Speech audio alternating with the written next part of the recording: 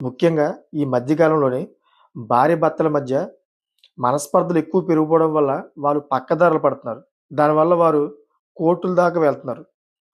మా భర్త నన్ను మోసం చేశాడని, లేదా మా భార్య నన్ను మోసం చేసిందని, ఇలాగ 2 వైపుల నుంచి కూడా చాలా కేసులు మనం రోజు వింటా ఉన్నాం.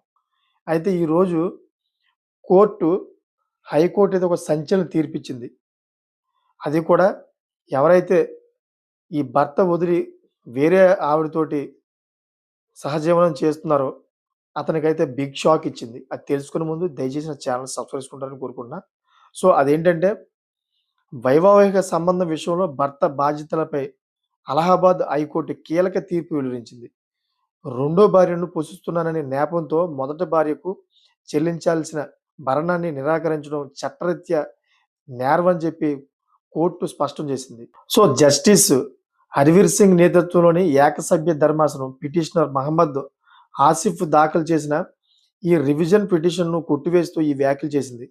సో, మహమ్మద్ ఆసిఫ్ అనే వ్యక్తి తన మొదటి భార్యకు నెలకు 20,000 భరణం చెల్లించాలని అలీగర్ ఫ్యామిలీ కోర్ట్ గతంలోనే ఆదేశించిందన్నమాట. సో, అయితే ఈ ఆదేశాలను సవాల్ చేస్తూ ఆసిఫ్ హైకోర్టును ఆశ్రయించాడు అప్పట్లో. సో, తాను బెంగుళూరులోని ఒక హార్డ్‌వేర్ షాప్‌లో దినసరి కూలీగా పనిచేస్తున్నానని, తన వార్షిక ఆదాయం దగ్గర దగ్గరగా 83,000 మాత్రమేనని కోర్టుకి తెలిపాడు. అంతటి అంతటి భారీ మొత్తాన్ని చెల్లించడం తన ఆర్థిక స్తోమతకు మించిన విషయమని ఫ్యామిలీ కోర్ట్ తన ఆదాయ ధృవీకరణ పత్రాన్ని పరిగణలోకి తీసుకోలేదని వాదించాడు. సో, అయితే విచారణ సందర్భంగా మొదటి భార్య తరపు న్యాయవాది సంచలన విషయాలను కోర్టు దృష్టికి తెచ్చారు. ఆసిఫ్ పనిచేస్తున్న హార్డ్‌వేర్ షాపు అతని తండ్రిదేనని, దానికి జీఎస్టీ రిజిస్ట్రేషన్ కూడా ఉందని వెల్లడించాడు. అంతేకాకుండా పిటిషనర్ ఇప్పటికే రెండో వివాహం చేసుకున్నాడని, తన భార్యను పోషిస్తూ మొదటి భార్యను గాలికి వదిలేశాడని ఆధారాలతో సహా నిరూపించాడు.